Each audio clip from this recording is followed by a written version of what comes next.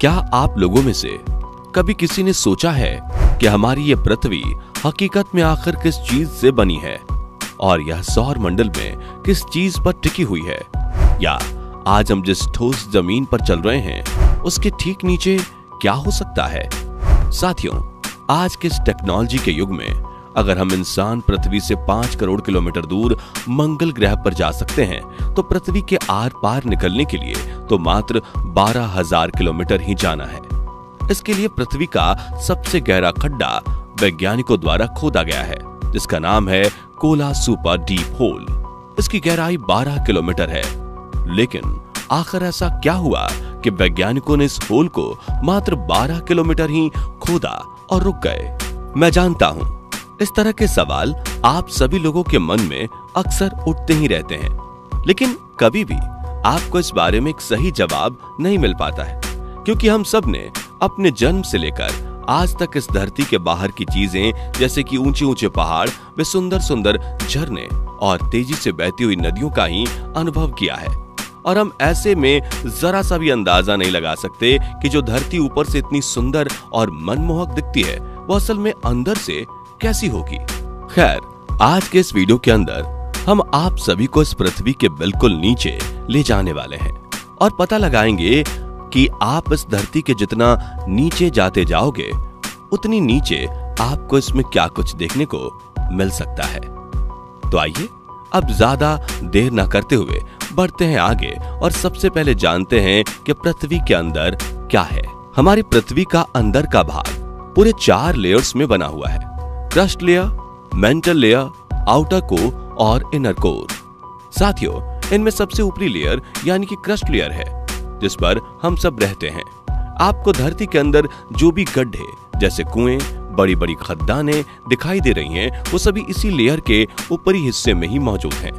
और तो और पृथ्वी का सबसे गहरा खड्डा भी इसी लेयर में मौजूद है, जिसका नाम है कोला सुपर डीप होल।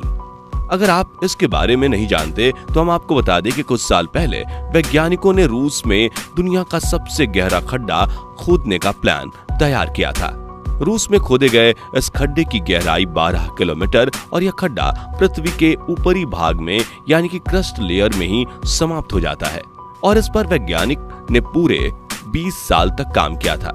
यानी कि पृथ्वी को सिर्फ और सिर्फ 12 किलोमीटर तक ही खोदा गया है। बताया जाता है कि जब वैज्ञानिक यह गड्ढा खोद रहे थे, जैसे जैसे ये होल गहरा होता गया वैसे वैसे ही पृथ्वी के अंदर का तापमान बढ़ता हुआ नोट किया गया और यह तापमान करीब करीब 350 डिग्री तक पहुंच गया था। और इसी वजह से वैज्ञानिकों के सारे उपकरण पिघलने लग गए थे, जिस वजह से इस होल को और गहरा करने में वैज्ञानिक नाकामयाब हो गए। साथियों, इस होल की और ज्यादा खुदाई करने के मत में कुछ वैज्ञानिक असहमत भी थे। उनका मानना था कि पृथ्वी का चुंबकीय क्षेत्र भी पृथ्वी के सेंटर पॉइंट से ही उत्पन्न होता है। अगर ये होल पृथ्वी के आर पार कर दिया गया तो हो सकता है कि पृथ्वी पर बनने वाला ये चुंबकीय क्षेत्र नष्ट हो जाए। और पृथ्वी का अपना चुंबकीय क्षेत्र खो देने से क्या होता है, इस विनाश के बारे में हम सोच भी नहीं सकते। जैसा कि साथियों हमने जाना कि पृथ्वी का जो ये क्रस्ट वाला पार्ट है, ये पृथ्वी की सबसे बाहरी परत है, जो उस ठोस सतह को बनाती है जिस पर हम सभी एक साथ सालों से रह रहे हैं, जो कि इस धरती में मौजूद बाकी परतों के तुलना में काफी ज्यादा पतली है। साथियों, महाद्वीपों के नीचे इसकी औसत मोटाई लगभग 35 किलोमीटर यानी कि 22 मील से भी ज्यादा और समुद्र के नीचे लगभग 5 से 10 किलोमीटर यानी कि 3 से 6 मील तक होती है। इसका टेम्परेचर 500 से 1000 डिग्री सेल्सियस तक रहता है। धरती पर आने वाले भूकंप और महाद्वीपों में होने वाली हलचल के पीछे यही लेयर जिम्मेदार है। लेकिन अब आप लोग कहेंगे कि ये महाद्वीपीय और समुद्री क्रस्ट क्या है। तो देखिए, पहला ओशियन क्रस्ट जिस पर कि समुद्र है, और दूसरा है महाद्वीपीय क्रस्ट जिस पर पूरे ठोस भाग यानी कि धरातल बना हुआ है। साथियों, महाद्वीपीय क्रस्ट मेनली ग्रेनाइट चट्टानों से बनी होती है, जो कि समुद्री क्रस्ट की तुलना में थोड़ी कम घनी होती है और जिसकी मोटाई भी काफी ज्यादा रहती है, लगभग 30 से 50 किलोमीटर तक। बता दें कि ये महाद्वीपीय परत काफी पुरानी है, यानी कि अरबों खरबों साल पुरानी। वहीं समुद्री क्रस्ट की बात की जाए तो देखिए, ये ऑन एन एवरेज लगभग 7 किलोमीटर तक पतली रहती है और ये महासागरीय क्रस्ट की तुलना में काफी नई क्रस्ट है, जिसे आप अक्सर ज्वालामुखी जैसी गतिविधियों के थ्रू समुद्र के बीच की चोटियों पर लगातार बनती हुई देख सकते हैं, जो कि पृथ्वी के अंदर मौजूद टेक्टोनिक प्लेटों के खसकने के साथ फैलती ही जाती है। मेंटल। आइए अब इस पृथ्वी के थोड़ा और अंदर की तरफ चलते हैं, जहां पर क्रस्ट के नीचे की परत मौजूद है, जिसे हम मेंटल के तौर पर जानते हैं। देखिए, मेंटल पृथ्वी की सबसे ऊपरी परत क्रस्ट और कोर के बीच की ही परत होती है। यह हमारी धरती की सबसे बड़ी परत है, जो समुद्री परत के नीचे लगभग 35 किलोमीटर यानी कि 22 मील से लेकर 2900 किलोमीटर यानी कि 1800 मील तक की गहराई के साथ फैली हुई है। बता दें कि प्लेट टेक्टोनिक्स, ज्वालामुखी की गतिविधियां और पृथ्वी के मैग्नेटिक एरिया के साथ इसकी सतह को आकार देने वाले डायनेमिक प्रोसेस में मेंटल एक काफी जरूरी भूमिका निभाती है। अब जब यहाँ मेंटल की बात हो ही रही है, तो देखिए, यहाँ अब इससे रिलेटेड दो कॉन्सेप्ट्स के बारे में भी हमारा जानना बेहद जरूरी है, और वो है लिथोस्फीयर और एथेनोस्फीयर। बता दें कि लिथोस्फीयर सबसे ऊपरी मेंटल और क्रस्ट का एक मजबूत पार्ट होता है। ये उन टेक्टोनिक प्लेटों में टूट गया है जो सेमी फ्यूल्ड एथेनोस्फीयर के ऊपर तैरती रहती हैं और चलती हैं। लिथोस्फीयर में क्रस्ट और मेंटल का सबसे ऊपरी हिस्सा शामिल रहता है, जो कि पर्वत श्रृंखलाओं का निर्माण करता है, अचानक आने वाले भूकंप की वजह बनता है और हमारी इस पृथ्वी की सतह को आकार देने में भी मदद करता है। वहीं अगर एथेनोस्फीयर के बारे में समझें, तो ये लिथोस्फीयर के नीचे मेंटल का पार्शियली पिघला हुआ एक फ्लेक्सिबल सा एरिया है, जो कि गर्म और सेमी फ्यूल्ड चट्टानों से बना हुआ होता है। साथ ही बता दें कि पृथ्वी की मेंटल सतह के अंदर मौजूद जो टेक्टोनिक प्लेट्स होती हैं, उनकी हलचल के लिए भी यही एथेनोस्फीयर जिम्मेदार होता है। कोर। अब बारी है पृथ्वी के और अंदर जाकर इसकी सबसे आखिरी सतह पर पहुंचने की, जिसे हम सभी कोर के रूप में जानते हैं।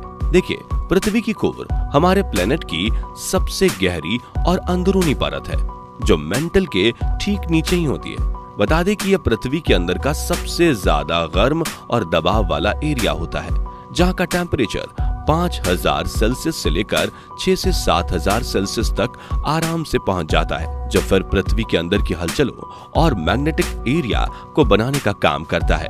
साथियों, पृथ्वी का ये कोर वाला हिस्सा भी बाकी हिस्सों की तरह दो पार्ट्स में बटा हुआ है, जिन्हें आउटर कोर और सॉलिड इनर कोर कहते हैं, जिसमें से outer core solid inner core के चारों ओर फैली एक तरल परत होती है, जो मेंटल परत की सीमा से लगभग 2900 किलोमीटर यानी कि 1800 मील गहराई में है, और इस पृथ्वी की सतह के नीचे लगभग 5150 किलोमीटर यानी तकरीबन 3200 मील तक फैली हुई है। और जिन्हें नहीं मालूम, तो उन्हें बता दें कि आउटर कोर तरल लोहे और निकल धातु से बनी हुई है।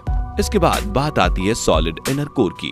आखिर ये क्या है? तो देखिए, कोर का ये वाला पार्ट आउटर कोर के नीचे मौजूद रहता है, जो पृथ्वी के केंद्र से लगभग 1220 किलोमीटर के दायरे तक फैला हुआ है। और इसके अंदर एक हैरानी की बात तो ये है कि इसमें इतनी भीषण गर्मी होने और इस पर पड़ने वाले दबाव के बावजूद भी ये कोर हमेशा सॉलिड ही बनी रहती है, जो कि आउटर कोर की तरह ही मेनली लोहे और निकल धातु से बनी हुई है। तो ये थी पृथ्वी के अंदर समाई हुई दुनिया की असल सच्चाई। लेकिन अब आप सभी लोगों के मन में एक ऐसा सवाल होगा जो आपके माइंड में एक ही साथ आ रहा होगा, और वो ये कि हमें इन सब बातों का पता कैसे चला? क्या साइंटिस्ट खुद गए थे अपने इस पृथ्वी के नीचे तक? तो इसका जवाब है नहीं। साइंटिस्ट्स या कोई भी आज तक इस पृथ्वी के ज्यादा अंदर तक नहीं गया है। तो अगर ऐसा है, तो आखिर इस बात का पता किस तरह से लगाया गया होगा कि इस धरती के नीचे आखिर क्या मौजूद है? तो साथियों, इसके बारे में पता लगाने के लिए साइंटिस्ट्स ने एक मेथड का यूज किया था, जिसे सेस्मिक वेव्स मेथड के तौर पर जाना जाता है। सेस्मिक वेव्स कुछ इस तरह की वाइब्रेशंस होती हैं, जो भूकंप, ज्वालामुखी के विस्फोट और दूसरी जियोलॉजिकल घटनाओं के दौरान बनने वाली एनर्जी की वजह से पृथ्वी के अंदर आगे बढ़ती हैं। ये वेव्स हमारे साइंटिस्ट्स को पृथ्वी के अंदरूनी हिस्से की स्टडी करने और उसे समझने में मदद करती है। और इन्हीं सेस्मिक वेव्स के बिहेवियर को एनालाइज करके साइंटिस्ट्स पृथ्वी के अंदर मौजूद अलग अलग परतों के स्ट्रक्चर और डेंसिटी के बारे में ज्यादा से ज्यादा जानकारी हासिल कर पाते हैं। तो बस ये थी आज की पूरी वीडियो, जिसमें हमने समझा कि असल में हमारी इस पृथ्वी के अंदर क्या होता है। आप लोगों को वीडियो पसंद आई हो तो इसे अभी लाइक करके चैनल को जरूर से जरूर सब्सक्राइब कर लेना। साथ ही कमेंट करके हमें ये जरूर बताना कि ऐसे कौन कौन से रहस्य या बातें हैं जिनके बारे में आपके माइंड में बस अफवाहें ही भरी पड़ी हैं और आप उससे रिलेटेड सच जानना चाहते हो। हमें अगर आपका टॉपिक पसंद आया तो हम जरूर उसके ऊपर एक डेडिकेटेड वीडियो लेकर आएंगे। तब तक के लिए बाय बाय।